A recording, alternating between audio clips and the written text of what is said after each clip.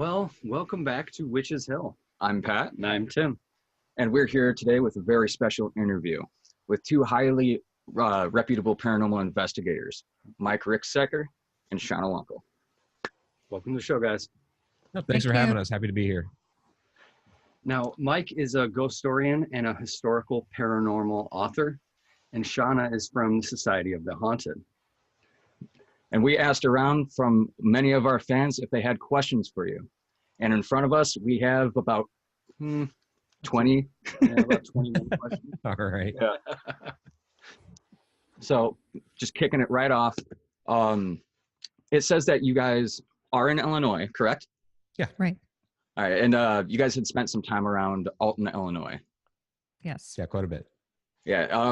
A lot of people who aren't from Illinois always think that Chicagoland is the best thing to go to for like paranormal activity, going to like Bachelor's Grove and stuff like that. Yeah. However, Alton, Illinois is known for, Quite a bit paranormal activity. can you tell us what it's like living or like at least being around that area if you've ever experienced anything out of the normal? Oh my gosh, where to start? Yeah, well, they call Alton the most haunted small town in America, and it really holds up to the reputation. There's a lot of different locations there, and it's really like, seriously, where do you start?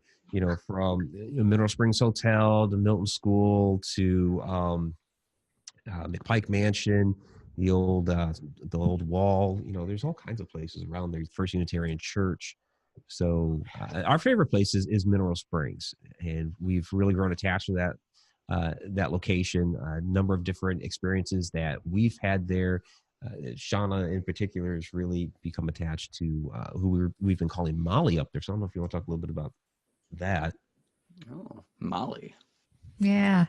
And we don't even know if that's her real name or not. Just that's the name that came to me. And when I put it out there asking if that's her name, the response I got was so strong and overwhelming that I've just been calling her that. Okay. All right. I completely understand that. A while back, we caught an EVP of what we suspect to be a little girl. And it's kind of vague on like hearing it, but it really sounds like she's trying to say, call me Caroline, like she's trying to get her name across. Okay. But I do relate with that type of situation. Yeah. So what would you say first got you interested in any of the paranormal field, I guess? I guess I can start. I mean, for both of us, we each had experiences that launched us into this. For me, though, it was when I was a child, and I had a experience with a shadow person in my bedroom. Woke up, I was about 8 or 9 years old, woke up in the middle of the night in my bedroom, and just, right in the corner of my room was this tall, dark figure. Of course, I had no idea that it was, called a shadow person at that time. I thought there was an intruder in the house, and being that age, it's like, oh my God, someone did kill me. Oh, yeah. I tried to scream, my mouth open, but nothing came out. I was just, too frightened. And it did something very odd and unusual for, a shadow person report, and actually approached my bed, kind of leaned over, and then crossed my arms across my body, and then ran off down the hall. And I actually talk about this in the most recent video that we just posted on the Haunted Road Media channel. So you can actually get some photos of the house and everything there. Oh, awesome. Finally found my voice, ran, to my parents' room, and, they tried to tell me it was a bad dream and that I'd been asleep and all that. And it's like, no, I was awake for all of this. So, that really gave me the idea that there was something else, supernatural to this world, because, when it leaned over my bed and was looking at me, there was no face. There's nothing. It was just all black. So it definitely wasn't a person. Yeah. And so that was really the first moment that kind of launched me into it. And it was kind of almost more so when I became a teenager, and I was reading Hans Holzer and read the Amityville Horror, and I had my first little paranormal investigation without even realizing it was a paranormal investigation, because we're talking late 80s, early 90s, and there were no TV shows that told you, paranormal investigator or ghost hunting. There's none of that. So it was kind of, flying by the seat of your pants, learning what you could about, the spiritual realm and the paranormal and all that. And being in a small town, it was hard to get my hands on that information, but I was extremely interested. And that's really where it started for me. Shana could tell you about hers. Yeah, mine started a lot later in life. I'd had no experiences whatsoever as a child, nothing in high school. It wasn't until about 2002 when I moved to Alton, Illinois, and lived in a very haunted house. And that's how it got started for me. There was a little girl, I didn't know who she was, but she interacted a lot, and she just kind of opened the floodgates for me, I guess, because each experience after that became even stronger than the one before that. So it's kind of gotten me to where I am today, really. Okay. Yeah, and notice that was Alton, Illinois, and none of the places that we already previously mentioned. That was just the house. Yeah. We're definitely gonna have to come down there and visit that place. Yeah. Oh man. Oh yeah, it's fantastic. There's so much to do down there. And if you do go to Mineral Springs, you got to stop in at It's Raining Zen. So that's our favorite shop. It's Raining Zen. It's right. Yeah, It's Raining Zen. It's a metaphysical shop there. It's really cool. Dave and Don are who head up the establishment are fantastic people. So we always plug them whenever we talk about Mineral Springs. Oh, definitely, definitely. Yeah, we have one up here too. It's Euphoria Emporium, and they've been helping us out with a lot of our paranormal investigations as of late. Mhm. Cool. But getting back to the questions, it sounds like you guys have had a lot of experience. So what would you say, if you could narrow down the biggest letdown that you've had during an investigation? Biggest letdown? Wow, that's a different question. I don't know. That's tough because we don't really go into investigations with expectations. It's kind of one of those where, whatever happens. Mm-hmm. And, some of the locations that we go in there multiple times. And, it's really kind of, how is the building or the location reacting to some of those days? It's kind of like you show up and nobody's home. So, I mean, I guess those might be letdowns. Yeah. I mean, I guess, Okay. we always have, the answers to the really burning questions, and when you don't always get those, that can be a letdown because it's very frustrating. But that's part of this, though, because I don't think we're supposed to know everything. And so that's why we keep doing what we do. Yeah, sometimes you just got to kind of connect the dots as time goes on. Yeah. Right. Yeah, it's one of those things where, we always throw out there the questions of, what the afterlife is like, what their experience is like, and those sorts of things. And while we'll get answers to a lot of other questions, it seems to be those questions that we don't get the answers to. Okay. So what would you say would be your favorite location that you've ever been to? You want to take that one first? Probably Mineral Springs is my favorite now. The Goldenrod Showboat, when it was still standing, was probably number one on my list. Unfortunately, it's no longer standing. So, was that down in Alton? It actually originated in St. Louis, St. Charles. It moved to my hometown of Campsville, Illinois. So I had it there for quite a while.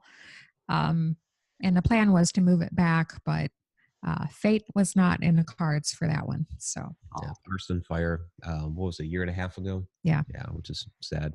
I'm sorry to hear. Yeah. For me, I mean, the Goldenrod Showboat was amazing. Mineral Springs right now, which we've been investigating a lot. That's an absolute favorite. My favorite haunted house is a Stone Lion Inn in Guthrie, Oklahoma. And it's one of those, if you ever go out to Guthrie, you have to visit an extremely haunted town out there, fantastic historic section. This particular house, just standing there on the street, you look up at it and you're just like, yeah, that's a haunted house. But seriously. But when you walk into it, it's got that very, very creepy, cool ambiance. And really, when you first walk in, it's like they have an old embalming table sitting there from when it used to be a mortuary. There's a Egyptian sarcophagus that's against the one wall that somebody donated there. It's just, like I said, the ambiance of it, very creepy. You're hearing the floors creak all the time, footsteps all the time, doors are opening and closing on their own. You can almost kind of hear voices upon the air. The beautiful house, and it just has a very kind of early 20th century feel to it. And I just love it there. And I still have to get Shana out there. She hasn't been yet. I don't get out much. Yeah. I know how it gets, especially with the winters out here in Illinois. They suck. Yes.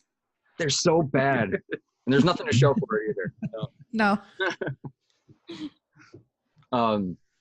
Have you guys ever brought somebody who hasn't been quite open to the paranormal to actually start believing, changing a skeptic to a believer in a way?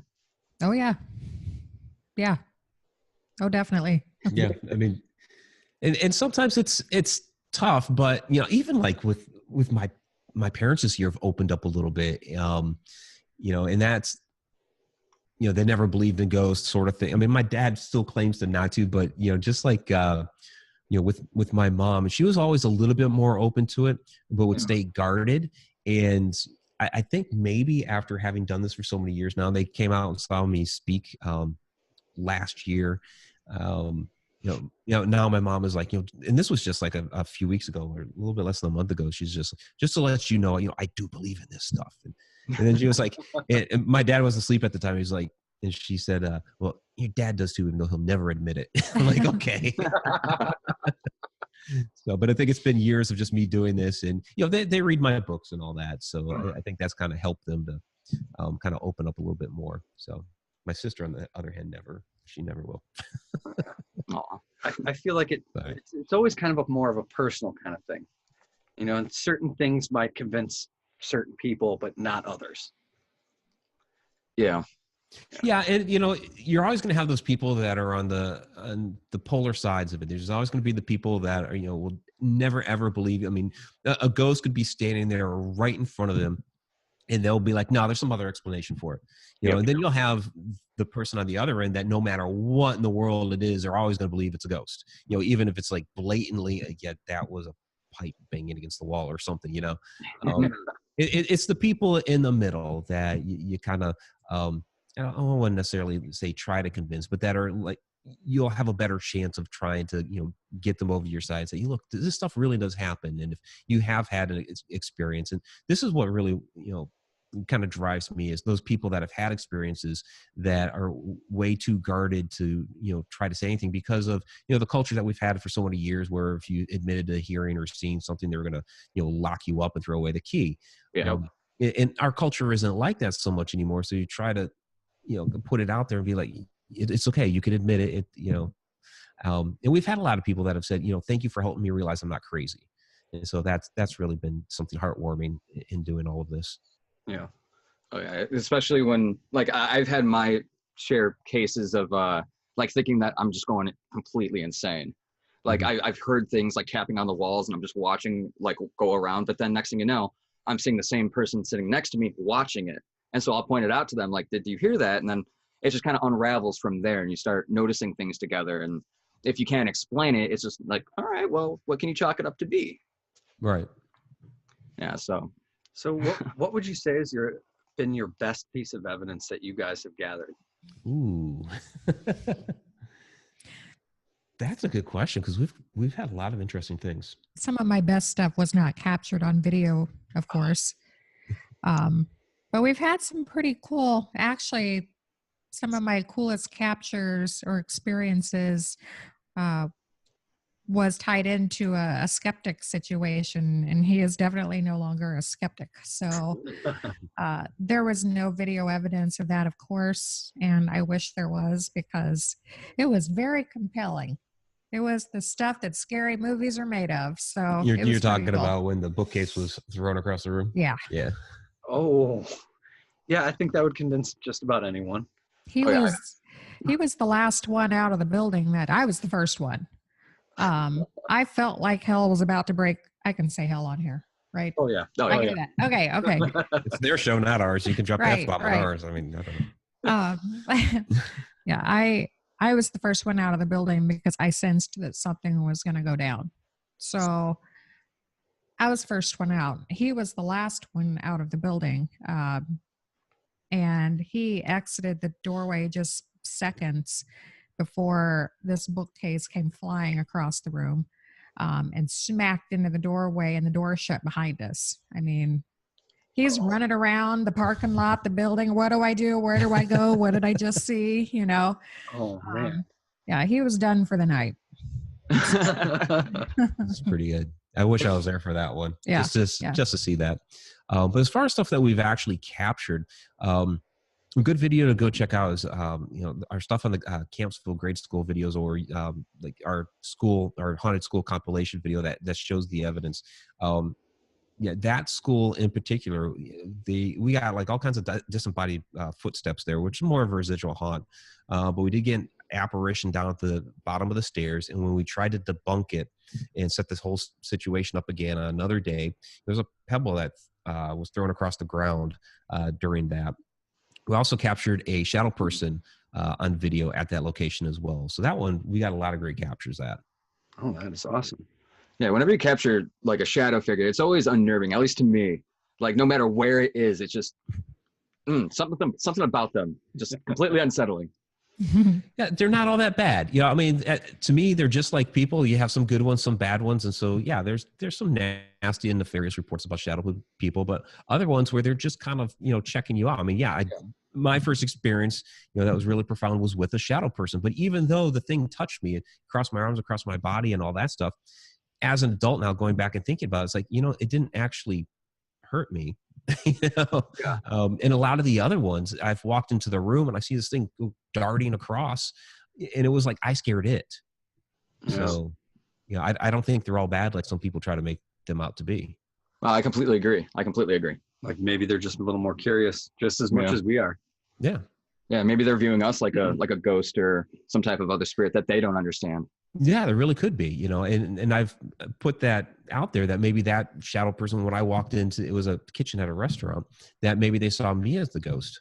And as far as the curiosity, I just got a email the other day from a woman. It was a red-eyed entity, red-eyed shadow person report. And usually those reports are, they're bad, they're nasty, they're there to terrorize and all that. Mm-hmm. And what she said about it was like, yeah, it was very, very creepy, but all it ever did was stand there and stare at her. And that was it. Yeah. Huh. That's thought-provoking, really. Very. Yeah. Huh. Well, this next question is actually focused more towards Shana. You've mentioned that you're a witch. I actually had a question. During investigations, has that ever either increased activity or decreased? Have you ever noticed, like, whenever she's around, does it ever increase or decrease in type of activity? I'm asking because I also identify as that. So I personally, I was raised Lutheran.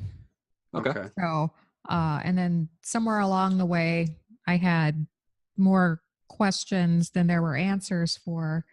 And then I started meeting and hanging out with like-minded people that kind of said, here, try this and see how you like it, And I've noticed that as the years go by and the more experiences that I've had, everything is definitely, there are more experiences. I have to probably attribute it to, I don't maybe have nearly the amount of filters that I used to have before, Mm-hmm. that I'm more open to it. But I know that I'm a very firm believer in crystals and the different, vibrations that they give off and how they interact with my own energy. And I says when I have them and when I don't have them, and just little things, like that. I think it's different for me. Okay.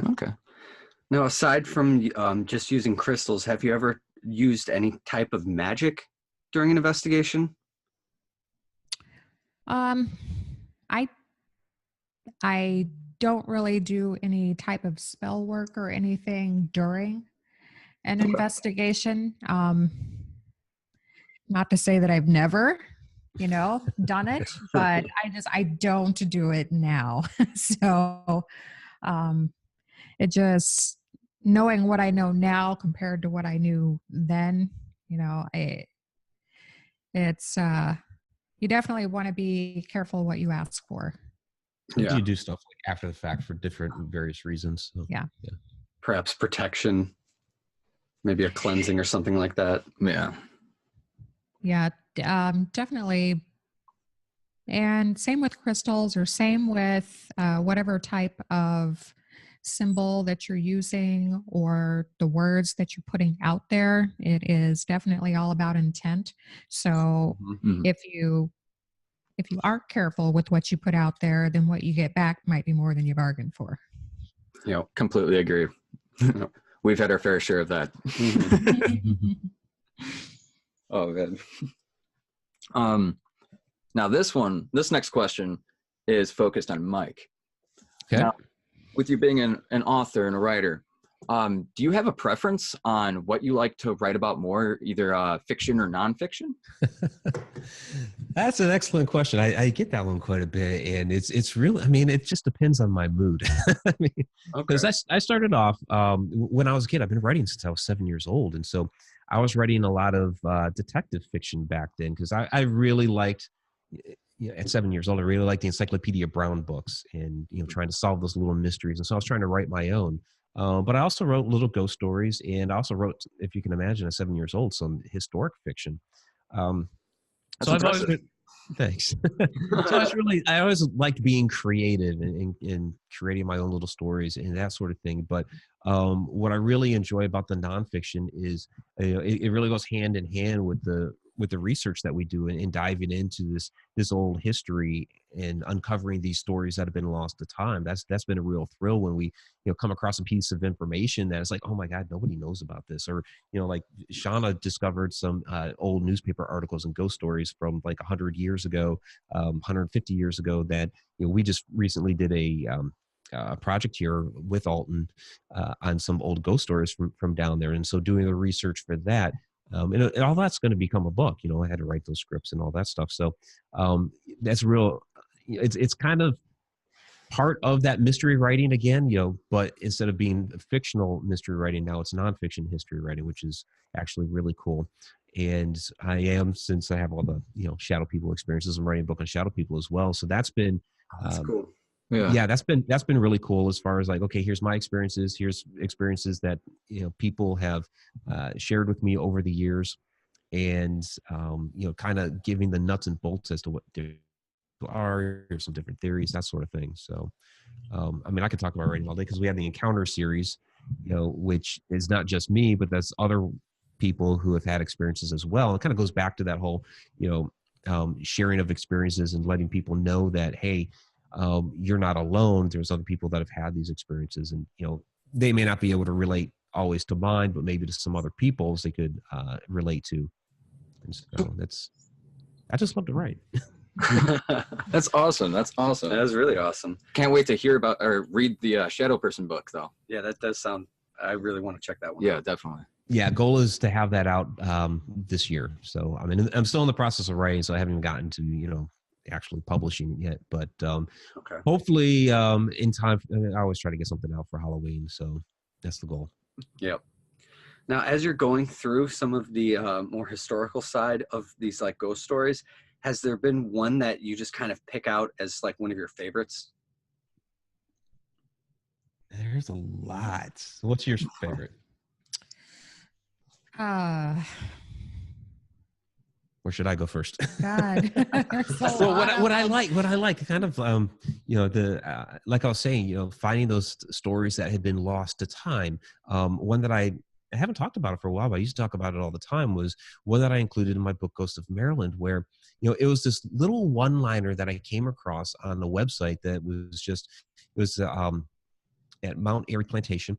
And it was just a little one-liner about this girl that was haunting the place as she was forlorn over losing the love of her life. It was like, okay, well, that's interesting, but what happened? How did she lose the love of her life? Why is she a ghost now? And all this stuff.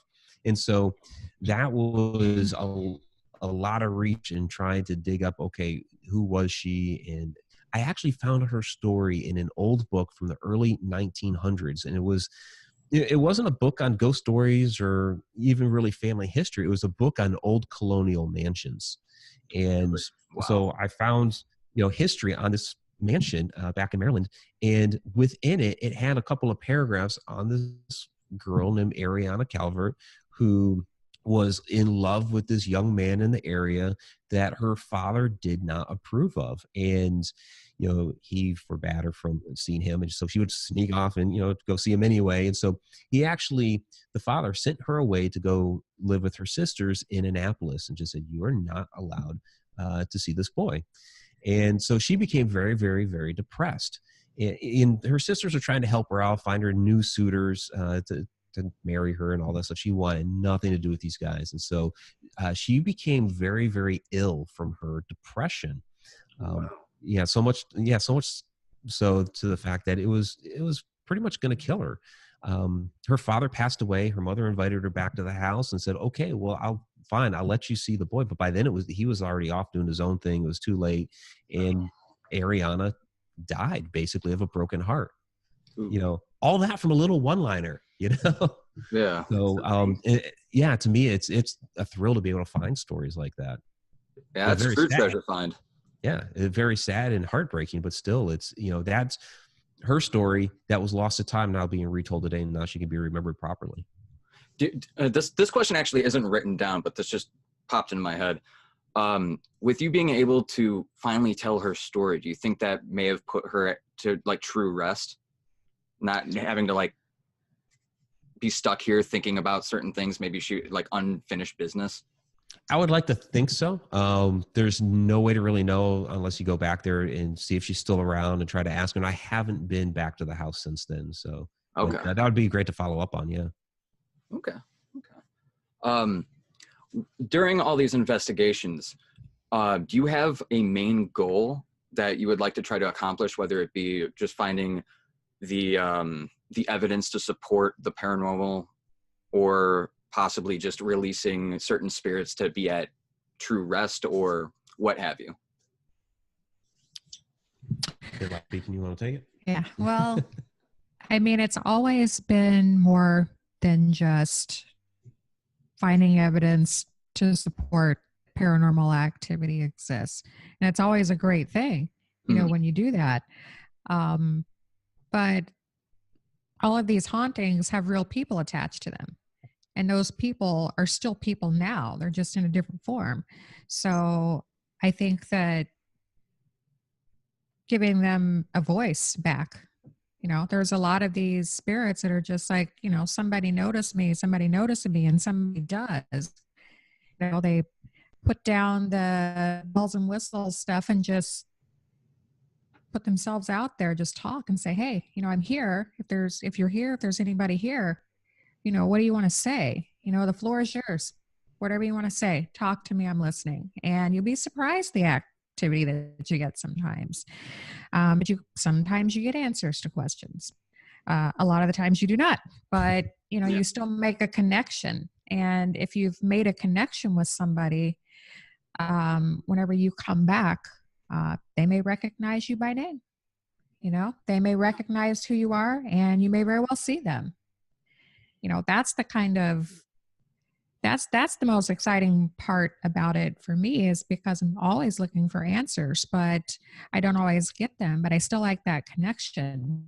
So that's keeping history alive, one investigation at a time, It's a proper way to do it, though. I mean, it's really commendable to be able to do that. Just to get that story told. Yeah. So when you guys are going on your investigations, what type of equipment do you guys like to bring with? Like how you looked at me like that. Well, we always say that our best tool is ourselves, our own bodies, our own feelings, anything that we can perceive with our five senses or your sixth sense. Well, we try to keep it basic, audio recorder, of course, we have our different cameras and what have you. We'll take along an EMF detector, like a K2 meter or something like that. I've been able to use it as a communication device before. That's on rare occasion, but it kind of gives you an idea of the type of environment that's around. We do like to use the SLS camera. We've got some interesting evidence with that. But really, we just keep it simple. Flashlight, notepad, that sort of thing. Okay. We don't have a lot of equipment. We don't use the ghost box. So yeah, we keep it simple. Okay. Sometimes simple is the best way to go, you know? Yep.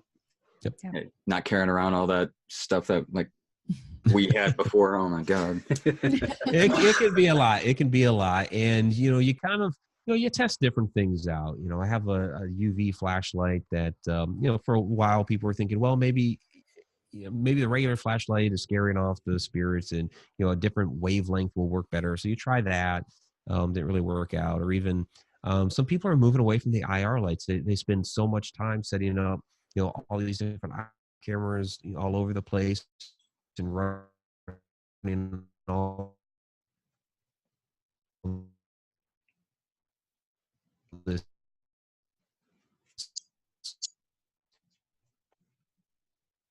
We're breaking up a little bit. cable and what have you, and just go back through it and see nothing. It comes from. Uh-oh. I blame Frontier.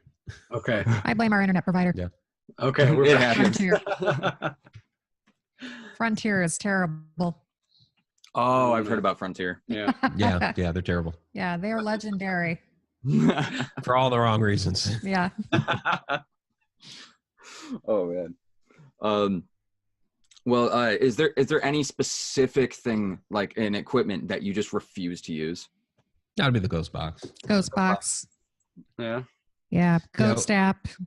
Yeah, Any we of that did we did a video a couple months ago on why we hate the Ghost Box. So Okay. Okay. We'll have to put that in the link below so everybody knows why. yeah, it's interesting because we break down in that video how radio works and all that stuff. So Okay. it's not just because it's loud and obnoxious, even though it's loud and obnoxious. Oh, very, very. So, while you guys have been out anywhere in these investigations, has there ever been a moment where you guys felt you might have been marked, say like with a random bruise or cuts that just seemed to appear? I know you've had that. Oh, I've had that. Yeah. The night or the one that I mentioned about the skeptic and the furniture being thrown around, that same night I got scratched. That same day, all of a sudden my arm was burning and I looked down and I'm like, oh, okay. So I didn't see anything standing around. But I also, it didn't really freak me out. I wasn't really scared or anything just because, a child could scratch you by getting your attention. Yeah. Trying to get your attention, they can scratch you. Or maybe whoever it is that's trying to get your attention doesn't realize that's how they got your attention. So it may not have been intentional. The furniture being thrown around afterwards makes me, kind of question. But Yeah.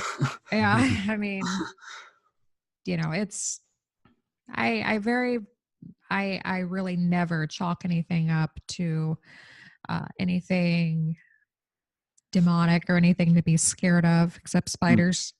Oh, I'm with you on that. I totally agree. Yeah. That's about the only thing I'm really scared of on investigations. And I have you can kill them and I don't have to worry about it. I have no problem with them. 8 legs. No, I'm good. Yeah. Yeah.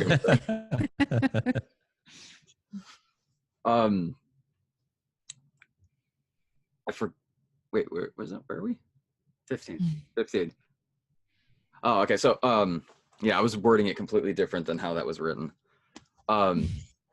So with residual hauntings, spirits, or demons, do you believe that they could all either be the same thing or there might be some other type of play when it comes to something possibly marking you? Like maybe the spirit of a child is in this one location while also coexisting with, like, let's say some dark energy that may feed off of something and then in a way kind of harm you, or I kind of feel like if something is truly something to be worried about, that I'm pretty in tune to my sixth sense. So I feel like if my little voice doesn't tell me, go away, that's something bad. Mm-hmm. I feel like if I don't hear that, then I just treat it as if it's a human spirit of some type. So, okay. Yeah. Okay. Yeah, I mean, I've been on cases before where you have something nasty happening. It's not necessarily a demon, but there are malevolent human spirits that are still out there. You hear the saying, they were a jerk in life, they were a jerk in the afterlife. So that certainly happens. And kind of like Shana was saying, you kind of get that sixth sense that kind of like, lets you know, that kind of alarms you, like, oh, something's up here. Okay. Yeah, kind of got to listen to something that you're not exactly used to, not just with your ears. Yeah. Right. Always follow that gut instinct. Yep. Right. Okay. So have you guys ever felt like you were followed after investigation? You have. Oh yeah. Yeah. After I moved back to my hometown from Alton, and nothing followed me from there, but I started working just up the driveway, up the alley from a place, and I got followed home from there on a regular basis by not just one of the child spirits there that I connected with, but also by some of the not so savory individual adult spirits that were there also. And back then I would always say, don't follow me home, but I really, I guess, didn't think about whether or not they would actually listen to me or not. And I don't think that I had the right type of energy or the filters set in place, the shielding, that you do. Yeah. That says no, absolutely not. And so they followed me home a lot. And I tried to keep my kids away from it as much as possible. And it wasn't until one night one of them described somebody that I had seen and in their bedroom. And so I was like, yep, it's time to go have a conversation and maybe figure out how I can stop that from happening, because I can't move, Yeah. So then I kind of had to maybe shed a little more light on the subject and say, if you see something like that again, you have to let me know. Mm-hmm. And just tell it to go away and leave you alone. Okay. It might listen.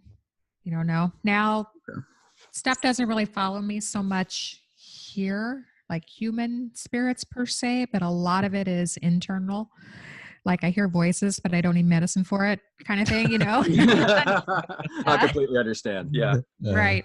It's sometimes literally like a, knock, knock. Are you busy? It's like, not right now. I'm kind of busy. But then other times, it's definitely an experience. If you tap in and sometimes it'll just literally take you to another place. Sometimes you visit where they're at mentally, you feel like you're there. And sometimes it's just like a little conversation. So I could probably talk about this for a lot longer than you guys want to. So. Oh, no worries. We're actually in training right now for divination, trying to establish our, ways to protect ourselves from stuff like that. Yeah, communications that are, more suited to you or me or what have you, and see like what we can actually do. Yeah. Yeah. Very cool. Would you say that there is a location that maybe either of you've been to that is just so intense with energy that you refuse to go back? I refuse to go back. I don't do basements anywhere. You stay away from basements, right? Yeah. But like to a venue, no, I always go back. I mean, yeah, nothing scared me off, so Okay. I'm always open. That's good. That's good. Yeah. If there was one place that you guys could go to investigate, where would it be and why? Paris catacombs, or there's a number of places in Scotland or Ireland that we've talked about. So, oh gosh, yeah. do a castle tour. That would be fabulous. I'd love to see a video on that. Yeah. It would be a dream to see a castle. Yeah. Yep. Let alone investigate one. Oh, yeah. Well, I mean, you're going to the catacombs, aren't you? Later this year, me and my girlfriend are supposed to be going to Rome. So we're going to be checking out the catacombs. Oh, the Rome catacombs. Nice. Very cool. Enjoy. I'm really excited for that. I think we've touched briefly upon this throughout some of the questions, but yeah. What would you say is the pinnacle of the most active location you've ever been to? Would it still be in Alton, do you think? I mean, Mineral Springs, every time we go, there's something going Yeah. on. So yeah, that's that. If you get a chance to go, and we have our Haunted Road Media Paracon coming June 1, so come on down. We'll have to get on that then. Absolutely. Yeah, definitely. The place is huge, and it's interesting. You know, there's 5 levels to it, and throughout each of the different areas, there's just something different going on. You know, there's a number of different spirits there, and so all the hauntings are, you know, kind of each their own. Yeah, you can just, every level that you go into, the energy, you can just feel the shift, you know, of the energy. And you can tell, oh, this is something a little older. Oh, this is kind of maybe a little newer. And just, it is probably the only place that has like the bowels of the building, the basement, where I actually feel calm. So it's, she'll go into that basement. Yeah. That one's No other ones. no other ones. I don't like basements. I just don't like them. Okay. The older the basement, for me, the creepier. Mm-hmm. Yeah. Same with attics. Yeah, attics are cool. Yeah. Yep. I like attics are attics. cool. You like attics? There you go. Attics aren't bad. Yeah, I can do those. I think it really, for me, it depends on the attic and like the way it's styled and everything. Yeah. Just give you like a weird feel. So to any of our listeners that were like interested in kind of starting off in investigating, would you guys have any advice for people that are looking to start to get into that? Yeah, I would say don't start going off on your own for one. Don't think that just because you've seen a couple of television shows and you're like, oh, I can do that you just, you know, run off and do what they do at a location. No, TV is not a good example of how paranormal investigations are run. No. So find a local reputable team that's been doing this for a long time, and, you know, just ask if you can join, if you can participate in some of their investigations. You know, they might be, you know, open, looking for new investigators, what have you, but start getting involved with somebody that's local and that's been around a long time. That to me, that's your best way to go. Yeah. And please have some respect for the dead, because Yeah. even though you can't see them, they were still people. So Yes, yeah, Yep, just the absolutely. same rules of etiquette still apply from us to them. Still have manners, you know. Yeah, don't still be saying introduce stuff like, yourself. you know, you're dead, right? Or Yeah, anything don't like that. do No, that. be respectful. Don't do that. Yeah. Yeah. I've heard a lot of bad things about people like trying to acknowledge, or at least bring to light that the person has passed on, and one, it will stop the communication. It could unleash a plethora of things you don't want. Yeah. And overall, yeah, it's just manners, you know. It is. I mean, to me, it's like you walk into somebody's house and you let them know that they have dirty dishes in the sink. You know, like, oh, your house is a mess. You know. Yeah. You know, if they even realize that they're dead, you know, they may not, and then that could just be, you know, shocking, or, you know, they just may not believe you, and that could be an insult there. But just if they already know that they have passed on and they're living in their other realm, and you bring up their death, yeah, that's like a total turnoff. Yeah. Yeah, I completely agree. I would never do something like that during a paranormal investigation or any type of investigation. Yep. You know? Yeah, definitely. You will get a more positive experience and more interaction, I think, whenever you talk to them like they're people and not talk at them like they're objects. So, Yeah. Or like you're scolding a child or what have you, you know? You don't want to belittle the person. No. So yeah, all this garbage, you know, running into places, shouting, you know, at the spirits, you know, just stupid stuff that we've seen, like, you know, even just turning on the lights. Can you turn on the light? You know, can you open a door? You know, knock something over, or the one that I just absolutely hate, hit me. It's like, really? Yeah, that happens all too often. Whenever I pass on and someone asks me that, I am definitely going to oblige. Just tackle them. Just tackle. Go full Just extent. boom. Say, all right, you want it, you got it. Yeah, just get a bunch of friends just in a line. Do it. Yeah. Yep. Oh, man. Well, with that said, before we draw everything to a close, do you guys have all this exciting news to shoot out to everybody? Well, yeah, I mean, we always have a lot going on. So, of course, you can always find us on the Haunted Road Media YouTube channel. We're always releasing videos out there. We have our own live stream shows on Tuesday nights, but then, we have our Friday Night Ghost Fridays, paranormal investigation videos, all kinds of stuff that we always release. The big news, of course, is the Haunted Road Media Paracon, which is coming up June 1 at the Mineral Springs Hotel, which we just mentioned a few minutes ago. We had a fantastic time last year. That was our first year doing this. This is our second year coming up. So we have a lot of great speakers, a lot of great vendors that are there. We have the paranormal investigation afterwards. So definitely check it out. You can find all that at hauntedroadmedia.com. Awesome. Yeah, we'll definitely have to get on that too. Come down and meet you guys. Yeah, that'd be great. Come on down. We'd love to meet you. That'd be Awesome. great. Yeah. Well, this was cool. Yeah, I feel like we really fun. really learned a lot from you guys. Yeah, definitely. And That's been very cool. For everybody listening, take notes from them. They gave you a bunch of advice, and we're definitely going to be utilizing all of it. Especially Mineral Springs. That's moved up to the top of my list. You guys have That's the place to be. Yep. All right. Well, we're glad to have you on. Yeah. Thank you for coming. Yeah. Again, thanks for having us. Yeah, always. Hopefully you could set something up in the future, have you on again, catch up, see what's been going on. I'd love to do it. Awesome. Well, until next time, everybody check them out, check us out. All the links for everything that we've discussed will be in the description below. So get on down there. Hit that subscribe button, and we will all see you later. Yep. Fantastic. We'll see you. Thanks for being on. All right. Thanks.